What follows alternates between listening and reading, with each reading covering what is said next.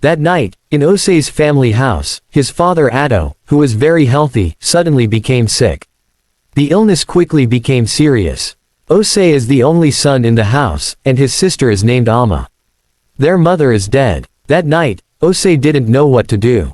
He needed to raise money to treat his father. Osei checked how much money he had raised from hunting with his two friends, Kofi and Kweku. It was 3,000 citis. Osei gave his sister Amma 2,500 citis. Osei said to Amma, "Go to the chemist and explain how sick our father is. Tell them to mix the medicine for you." Amma replied, "Okay, my brother. Thank you for bringing this money to save our father. I have been wondering what we would do. Let me go, I'll be back soon." Osei said, "Okay, go quickly, please." Amma rushed to a nearby chemist in their village. When she arrived, she explained to the chemist how sick her father was and asked him to mix the medicine for her. When the chemist finished mixing the medicine, he told Amma that the total cost was 2,350 citis. Amma paid the money, took the medicine, and returned home. When she arrived, Amma said, "Osei, I have the medicine. It cost me 2,350 citis. Here is the balance." Amma tried to give Osei the remaining money. Osei said, "Keep the balance. Find a way to give Dad the medicine tonight." Amma replied, "Okay, I will do so." Osei asked, "Is there any food in the house?" Amma answered, "Yes, there is food in the house. Should I bring it to you?" Osei said, "Yes, go ahead, but first give Dad the medicine you just bought." Amma went to their father and said, "Dad, wake up and take your medicine." Ado woke up, took the medicine, and went back to sleep. Amma went to the kitchen, brought the food, and served Osei. Osei ate the food and was satisfied that night. The spirit from afar said to itself, "Yes, that's what I want in this village. It's not making money that's the problem. The problem is whether the money will be useful to you, not spending it unnecessarily. I will continue to make the people of Ahinsan village suffer." The following morning, Osei woke up early and went to check on his father. Ado was still asleep, his breathing slow and shallow, but at least he seemed to be resting more comfortably. Osei and Amma sat together in the small living room, their faces etched with worry. They knew that even if the medicine worked, it would be a long road to recovery for their father. Amma broke the silence. "Osei, do you think the medicine will help? I'm so scared." Osei placed a reassuring hand on her shoulder. "We have to believe it will. But we also need to be prepared for anything. I'm going to see if I can find more work today. We'll need more money for food and any other medicines Dad might need." Amma nodded. "I'll stay here and take care of Dad. If anything changes, I'll send for you." Just as Osei was about to leave, a knock came at the door. It was Kofi and Kweku, Osei's hunting partners. They looked concerned. "We heard about your father," Kofi said. "Is there anything we can do to help?" Osei sighed in relief. "Thank you for coming. I'm going to look for more work to get money for my father's treatment. Can you keep an eye on the house while I'm gone?" Kofi, "Wait, Osei. Where do you think you're going?" Osei, "I don't know.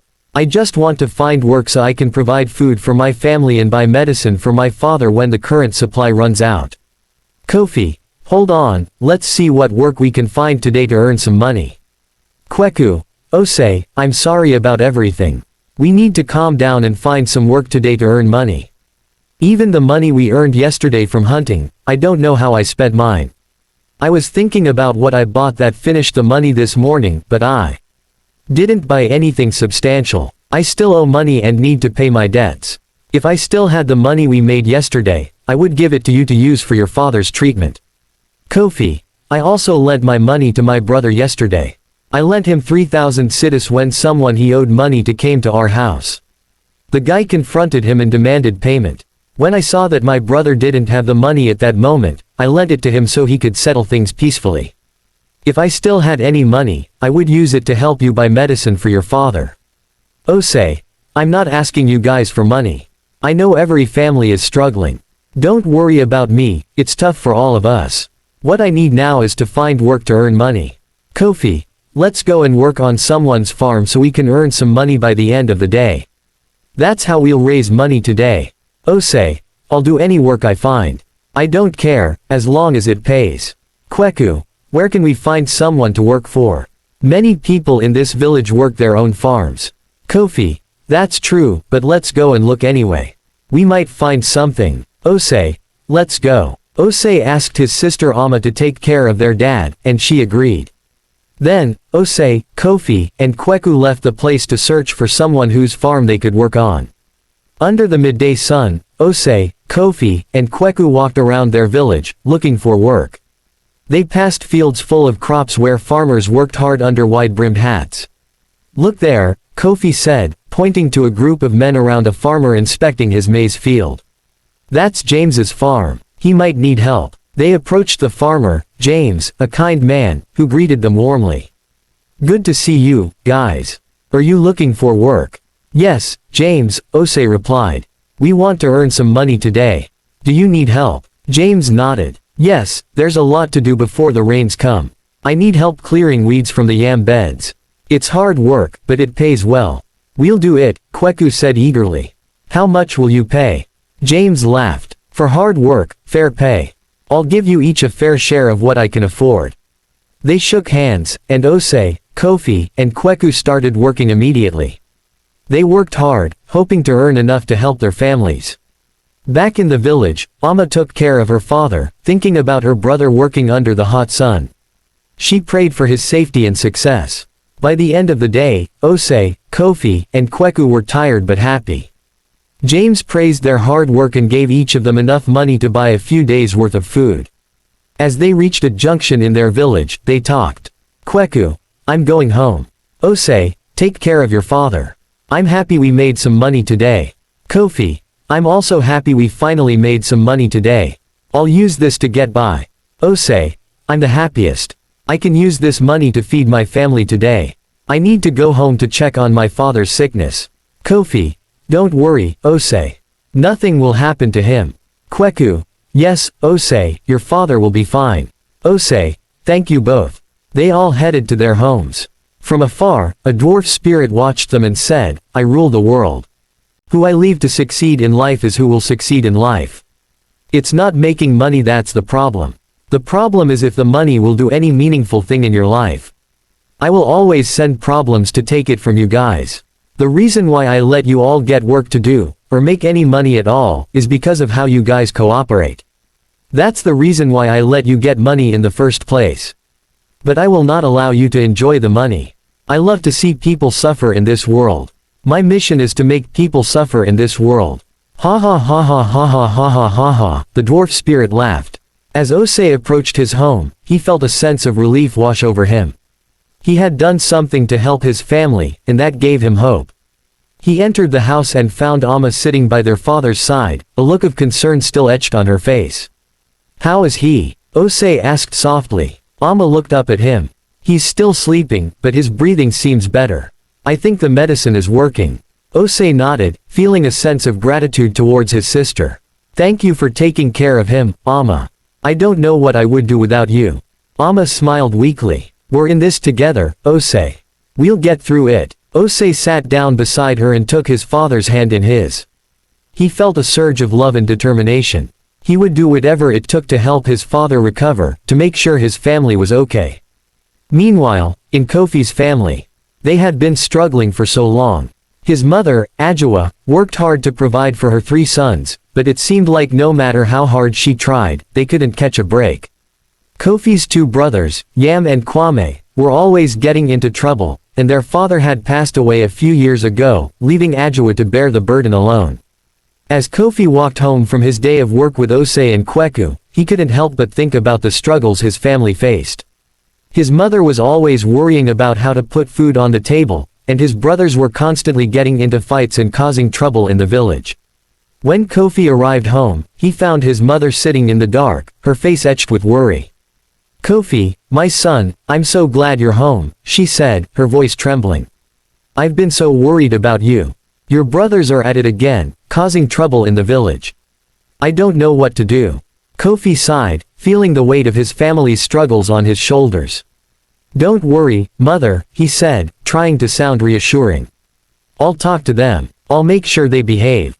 But as he looked around the small, dimly lit room, he knew that his words were empty. His family's suffering seemed endless, and he didn't know how much longer they could keep going like this.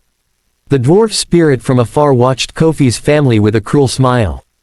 "Ah, yes, they are suffering indeed," it said to itself. "And it will only get worse. I will make sure of it." And with that, the spirit vanished, leaving Kofi's family to face another long, difficult night. Meanwhile, in Osei's family, as the night fell, Osei and Amma sat together, watching over their father, their hearts filled with hope and worry.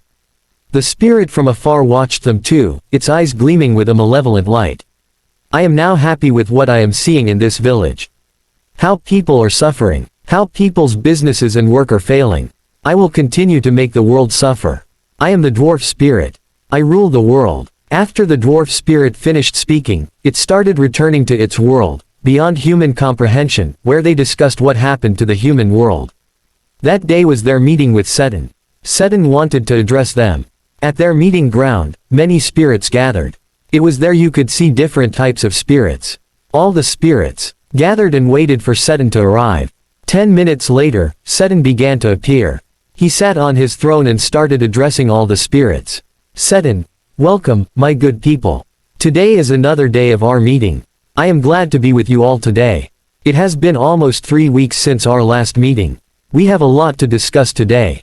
After I finish addressing you all, each of you will give an account of how you have been doing your work all this while. First of all, let me thank those who are doing their work. Those who have been giving me blood, I will always reward you. And also those who are bringing me destinies, I will give them to those who do what I ask of them."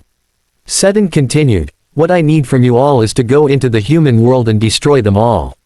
Show no mercy to anyone. If you can't kill a person, destroy their career or destiny. If someone escapes you, summon me, and I will come and help you destroy that person. Now it is time to give an account of all the work you have been doing for the past 2 weeks. Spirit of Oku River, come out here," Seton commanded. The spirit of Oku River came out. Seton began, "Why didn't you kill that person who accidentally fell into you last time?" Oku spirit, "My lord, I am sorry for what happened that day. Even I am confused. I tried my best to kill the person, but I don't know what saved them that day. I am sorry. I promise to kill anyone who jumps into Oku River again." The spirit inside the last person was too strong. "I think God Almighty saved that person. Seton, don't let that happen again. I hate seeing people saving themselves. I love it most when I see someone struggle and still die in the process. Make sure you drown people in Oku River. Show no mercy to anyone again. It seems you have forgotten our motto." "What is our motto, if I may ask?" Oku spirit, "No mercy, my lord." Seton, "Good. I thought you had forgotten our motto. No mercy for anyone who jumps into Oku River again. Even if they know how to swim, make sure they drown. Do you hear what I said?" Oku spirit, "Yes, my lord." Seton, "Call another spirit." Seton, "The dwarf spirit from Ahinsan village, come out here." The dwarf spirit came out. Seton, "Why have you not killed Osei's father? Why is he still breathing? I have been watching you all this while. You are not doing your work well. I thought by now you would have killed more people in that village. That Ahinsan village did something in the past that I can't forget. I will continue to make them suffer. I want you to start killing them. Remember our motto. I need more blood in that Ahinsan village. Tell me why you have not killed Osei's father." Dwarf spirit, "My lord, I am very, very sorry for what happened. I was distracted by Osei and his friends. But my lord, I will do the needful in my next task." Seton, "You need to act fast. You are no longer bringing blood to our kingdom. I don't like what I am seeing in that village. Make sure you visit more houses in that Ahinsan village, especially Ajua's family and others. Do you hear what I said?" Dwarf spirit, "Yes, my lord." Seton later admonished other spirits who were not doing what he liked. After the meeting, the dwarf spirit appeared in Ahinsan village and said, "Now it is time to destroy this village once and for all. I will teach this village a big lesson that they will not forget easily. I, the dwarf spirit, have spoken.